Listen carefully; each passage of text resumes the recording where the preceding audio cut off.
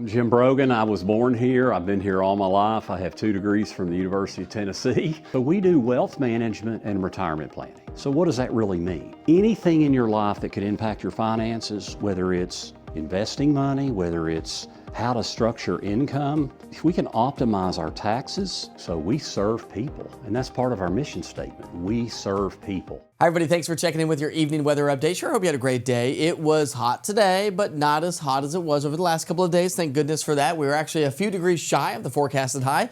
We only topped out at 91 degrees officially at Mickey Tyson Airport. Of course, heat indices were pushing well over the triple-digit mark anyways. Saw some decent rain in Tri-Cities, some pretty good thunderstorms early this morning, picking up 5/500ths of an inch of rain and topping out at only 87 degrees. Now, as we progress into our Friday, here's the story. That's got a nice little ring to it, doesn't it?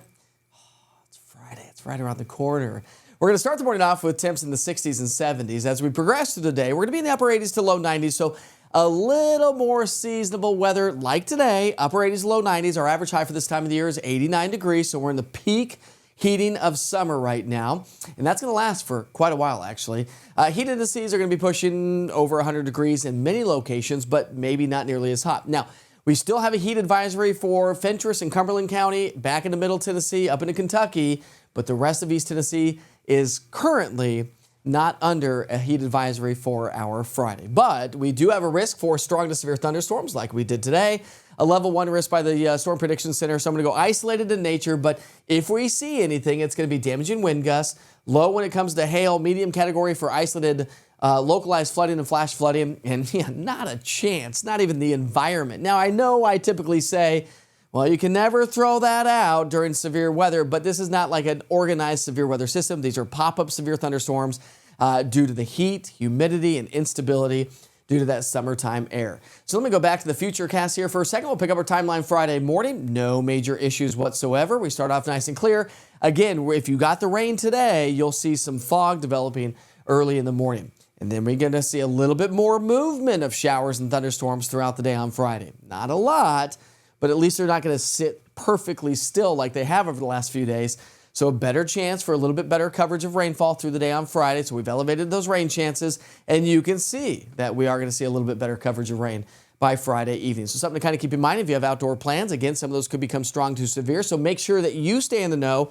Scan that QR code right there at the bottom right-hand side of the screen. Or just log on to easttnweather.com or go to your app store and search East TN Weather, all one word. Or if you just log on and just say East TN Weather or East Tennessee Weather, you'll still find it. Just look for the orange TN and the white lightning bolt. But again, you'll get watches and warnings sent to the app itself. You get lightning notifications when lightning's within 15 miles. You get push notifications of any storms approaching. And of course, you can check in with your daily forecast weather updates and so much more. Now, the Weather Prediction Center also has us under, again, a level 1 risk for some localized flooding and flash flooding concerns. So when you look at the big picture, if you have any travel plans on Friday, heading off on vacation, here's our risk level for your Friday into Saturday morning. And then as we get into a Saturday into Sunday, well, the good news is we don't have any risk level as of right now for any severe weather, or the potential anyways. Doesn't mean we won't see any showers and thunderstorms, just not looking like the atmosphere is going to be conducive to produce severe weather. As you can clearly see, we're going to have elevated rain chances. A cold front's going to come through probably around Tuesday, Wednesday, Thursday timeframe-ish. We'll see how this all plays out. Cold front, if it does a clean sweep, should bring us a little bit drier air as we wrap up next week, which, by the way, next Friday is the 4th of July, like a week from tomorrow. Rainfall amounts all the way through Sunday. As we include that weekend forecast, we could see some decent rain. So again, some of the models indicating some pretty heavy rain in localized areas, which could lead to that localized flooding and flash flooding threat. All right, dew point trend. Let's talk about dew points, because that's the mugginess. That's the air that you can wear, the kind of air that smacks you in the face when you walk out of the house or the restaurants or your office. You're nice and cold, air conditioning, and you walk outside and you're like, whew, it's cooking. That's due to humidity. Now notice the dew points climbing ahead of our cold front on Tuesday and then falling by next Thursday, Friday.